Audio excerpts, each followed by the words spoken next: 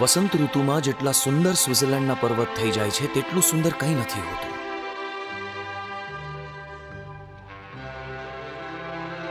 હું આપને 3 બાળકોની વાત સંભળાવવા માંગુ છું જે એક ઊંચા પર્વતમાં રહેતા હતા.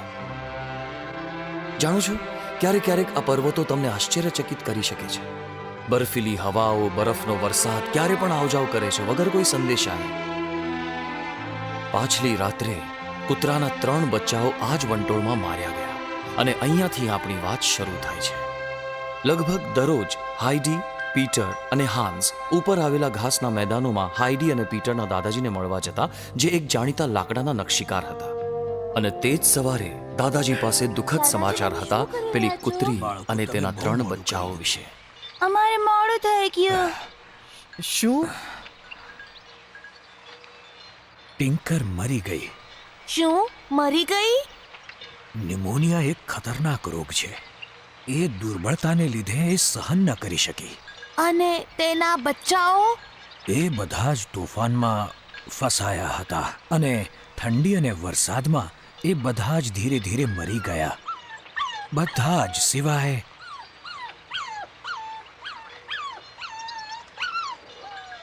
આ ક્વિગલી છે.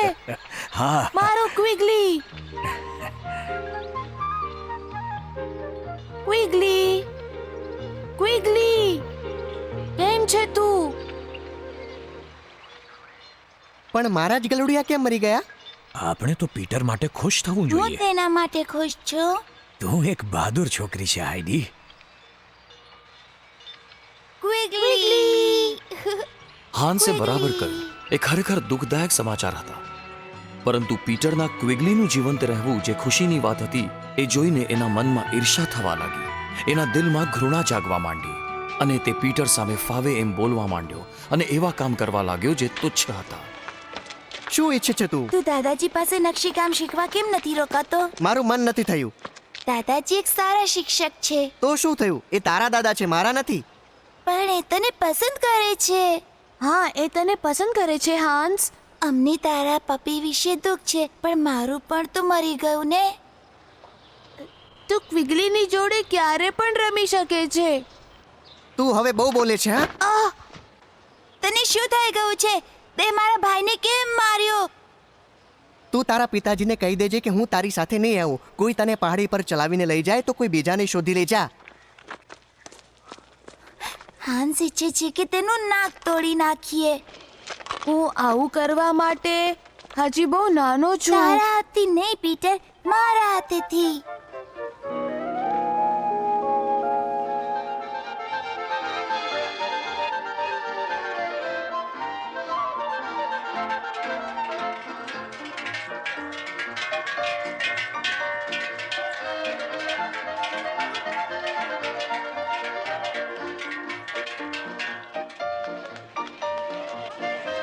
સ્વિટ્ઝરલેન્ડમાં કેટલાય રંગબેરંગી ઉત્સવ મનાવવામાં આવે છે અને આવા જ એક ખાસ અવસર ઉપર એક ઘોષણા કરવામાં આવી હતી કે લાકડા ઉપર નકશીકામ કરવાની એક મોટી પ્રતિયોગિતા યોજવામાં આવશે, જેમાં ગામના બધા જ લોકો ભાગ લઈ શકશે. હવે પીટર અને હાઇડીના દાદાજી નકશીકામના મહાન શિક્ષક હતા અને હાન્સ એનાથી ઘણું બધું શીખી ગયો હતો. પરંતુ તે છોકરાના ક્રોધ અને ઘૃણાએ તેને તેના દોસ્તોથી અલગ કરી દીધો હતો, જે તેની સહાયતા કરી શકતા એમ હતા. તો હવે બીજા શિક્ષકની ખોજમાં નીકળ્યો, કેમ કે હવે તે પાછો વળીને દાદાજી પાસે તો નહોતો જ જઈ શકતો, પણ તે એ પણ જાણતો હતો કે જો તે જીતવાની આશા રાખશે તો તેને જરૂર કરતાં વધારે પરીક્ષણ કરવું પડશે. પરંતુ ઘણી કોશિશ કરવા છતાંય તેને કોઈ શિક્ષક ન મળ્યા. વસંત ઋતુ પછી ગ્રીષ્મ ઋતુ આવી ગઈ અને બાળકોની રમત આમ જ ચાલતી રહી અને ક્વિગલી મોટો પણ થઈ ગયો. હાઇડી પોતાના પિતાને ખેતરોમાં મદદ કરવા લાગી અને હાન્સ વાળી પેલી ઘટના લગભગ ભૂલી પણ ગઈ. પણ હાન્સના મનમાં ઘૃણા અને કડવાશ ધીમે ધીમે વધવા માંડી અને પછી તેણે એક ખરાબ યોજના બનાવી. હાય હાન્સ. ક્વિગલી અને હું અહીંયા રોજ આવીએ તને છીએ. અને ક્વિગલીને તો મજા છે. તારો ક્વિગલી તો બહુ સરસ ડોગી છે. કેટલું ખરાબ થાય ને જો તે ઉપરથી પડી જાય તો. ક્વિગલી, તું ત્યાંથી પડશે નહીં ને? શું આને હું હાથમાં લઉં? ક્વિગલી, તું હાન્સ પાસે જા. જોયું, એ તને પસંદ કરે છે હાન્સ.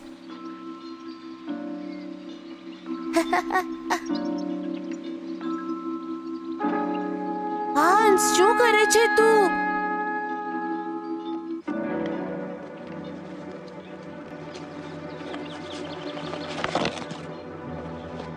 હાન્સ, મારું ક્વિગલી મને આપી દે. મારું ક્વિગલી મને આપી દે.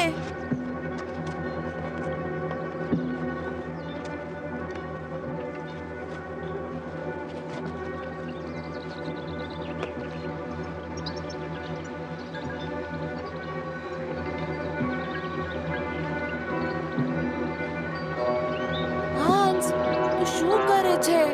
શું ક્વિગલી ઊંચાઈથી ડરે છે? પ્લીઝ હાન્સ, ક્વિગલીને કંઈ નથી કરતો.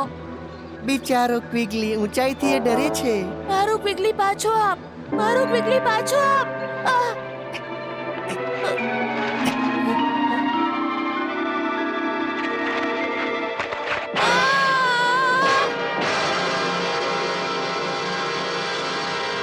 Peter, Peter, Peter, Peter.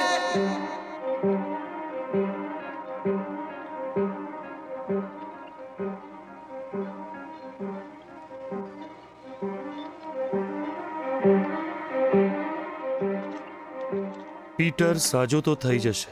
તેની અમુક જગ્યાએ અંદરથી વધારે વાગ્યું છે ને અમુક ભાગે ઘસાયેલો છે. પીટર બચી તો જશે, પણ તેને પોતાના પગ ઉપર ઊભા થવામાં હજી ઘણા અઠવાડિયા અથવા ઘણા મહિનાઓ પણ લાગી જાય. પણ ત્યાર પછી પણ કાંઈ નક્કી નહોતું કે તે પહેલાની જેમ સ્વસ્થ થશે કે નહીં. અને હાઈડી, જે એક વિશ્વાસુ હતી અને જાણતી હતી કે પરમેશ્વર હાન્સને માફ કરી દેશે, છતાં પણ તેના નાના દિલમાં ઘૃણા અને નફરત ભરાવા લાગી હતી. છેવટે પોતાના દાદાજી પાસે પોતાના મનની વેદના કહેવા ગઈ. પણ મને હાન્સથી નફરત છે. ના ના ના ના ના, ઊભી રહે બેટા. હાન્સને નફરત કરવાથી જે થયું છે તે બદલાઈ નથી જવાનું. ક્વિગલી મરી ગયો અને પીટર ચાલી નથી શકતો. તેથી મને હાન્સથી નફરત છે. ઓ હાઈડી, જો તું નફરત કરીશ તો તકલીફ પણ તને જ થશે બેટા.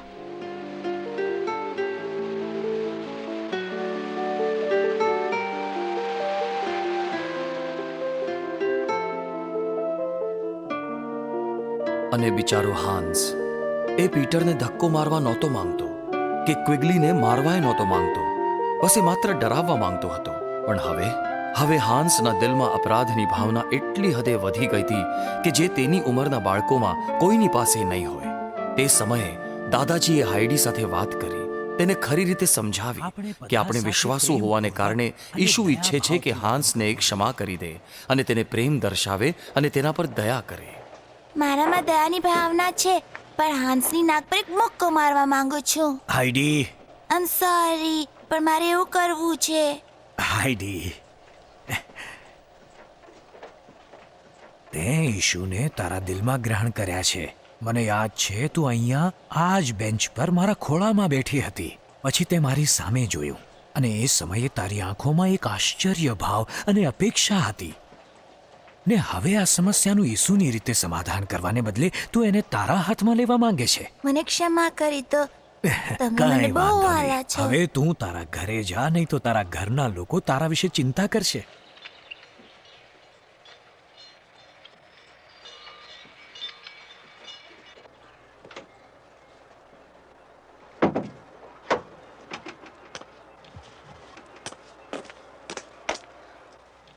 તું અહીંયા શું કરે છે? હું અહીંયા તારા દાદાજીને મળવા આવ્યો છું.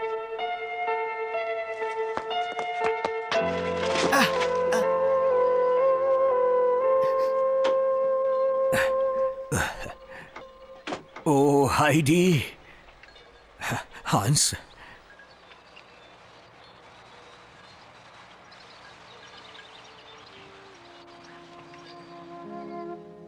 જાણે છે હાન્સ, આપણું જીવન આ નકશીકામની જેમ હોય છે. આપણે પ્રભુ સામે એક બેડોળ લાકડાના રૂપમાં હોઈએ છીએ, એ પ્રતીક્ષામાં કે આપણને કંઈક ખાસ બનાવે. આપણે મોઢાથી કામ શરૂ કરશું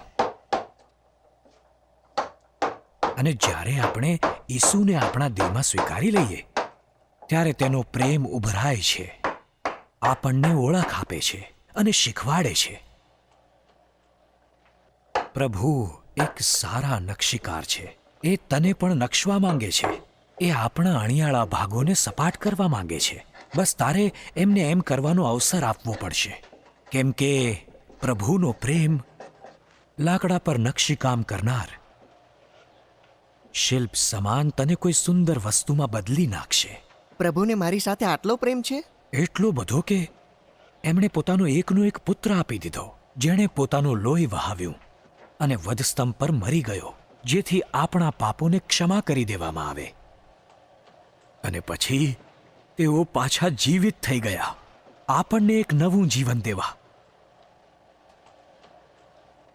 બસ આપણે એટલું જ કરવાનું છે, એમની પાસે માંગવાનું છે. આપને ધન્યવાદ દાદાજી. પણ હાઈડીનું શું થયું?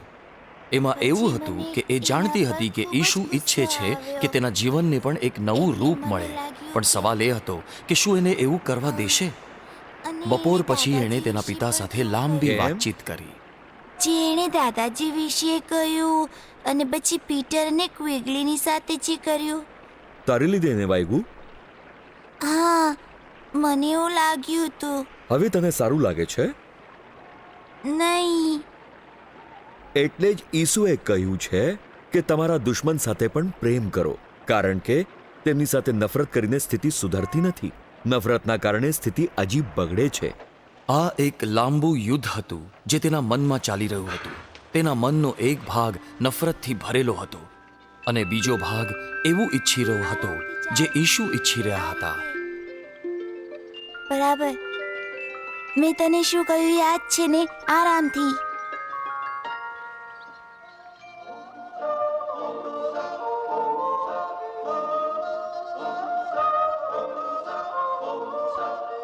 અંતે લાકડાની નકશીકામ સ્પર્ધાનો દિવસ આવી ગયો અને આ દિવસ ઘણો જ મહત્વપૂર્ણ બની રહેવાનો હતો.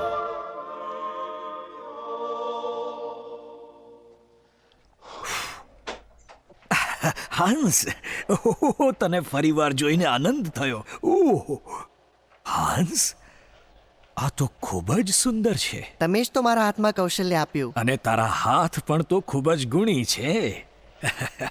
આ જ હાથોએ અમુક અઠવાડિયા પહેલા એક પહાડ પરથી નાના ડોગીને. મને ખબર છે, ખબર છે. એવું કેમ દાદાજી? મેં આવું ખરાબ કાર્ય શું કામ કર્યું? જ્યારે ક્રોધ, નફરત અને ઈર્ષ્યા આપણા ઉપર પ્રબળ થઈ જાય છે, ત્યારે પ્રભુના પ્રેમ માટે જગ્યા નથી રહેતી. પણ જ્યારે ઈસુ આપણા પર રાજ કરે છે, ત્યારે એ આપણને આકાર આપે છે. હું એવું ઈચ્છું છું કે ઈશુ મારા જીવન પર પણ રાજ અને કરે. એ ત્યાં સુધી રાજ નહીં કરી શકે જ્યાં સુધી તું એમને અંદર નહીં આવવા દે, જેથી તારા પાપોને એ ક્ષમા કરે. હું પણ એવું જ ઈચ્છું છું દાદાજી. શું આપ મારી મદદ કરશો? ઓ હા હાન્સ, ચોક્કસ હું તારી મદદ કરીશ. તું બસ અહીંયા બેસી જા. હવે હું તને જણાવું છું. તું બસ મારી સાથે પ્રાર્થના કર.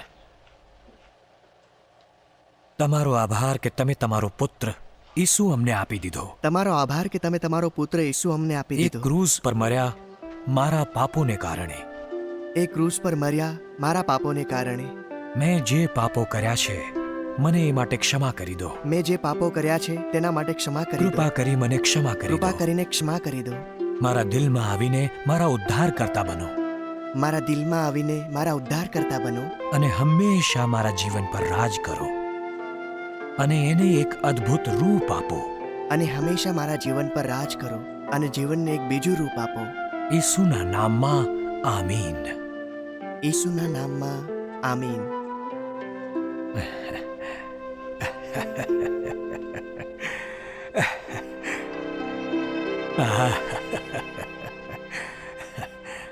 હવે તું ત્યાં જા અને એ પ્રતિયોગિતા જીતીને આવ. આ નવો દિવસ એક બીજું પણ પરિવર્તન લાવ્યો. હાઈડી માટે આ એક લાંબુ અને મુશ્કેલ યુદ્ધ હતું અને અંતે તેને ખબર પડી ગઈ કે તેને શું કરવું જોઈએ અને સવાર થતાં જ એ તેને પાર પામવા હેતુ નીકળી ગઈ. દાદાજી! હા હા હાન્સ, જો હાઈડી આવી. અરે નહીં. ના ના, બધું બરાબર થઈ જશે. હાઈડી,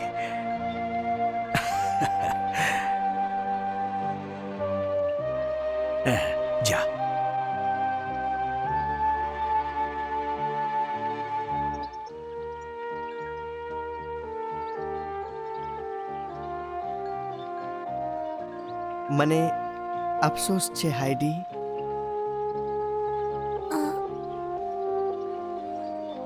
જે થયું તેના માટે.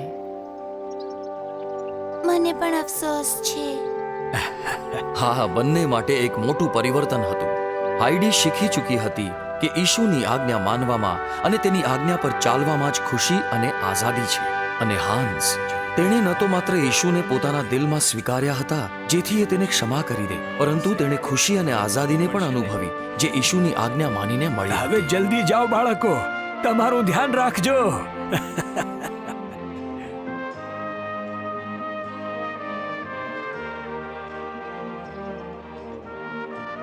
હવે ગ્રીષ્મ ઋતુ પણ જવા લાગી અને તમને ખબર છે, હાન્સ એ પેલી પ્રતિયોગિતા જીતી લીધી હતી. અને જાણો છો તેણે જીતની રકમનું શું કર્યું? તેણે એક ડોગી ખરીદ્યો અને પીટરને ભેટ આપ્યો. અને પીટર, પ્રભુએ બાળકોની પ્રાર્થનાનો જવાબ પણ આપ્યો.